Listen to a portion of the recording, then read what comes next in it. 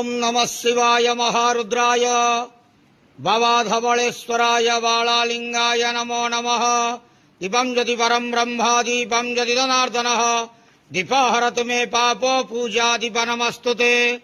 अहे धवलेश्वर बालालिंग महाप्रभु संसार सुखी रखंतु।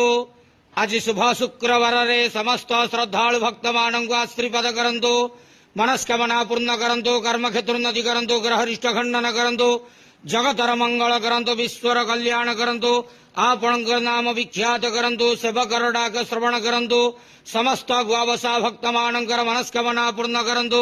जो जो भक्त माने आपणक पाखरे मानसिक रखिछंती तांका मानसिक पूर्ण करंतु।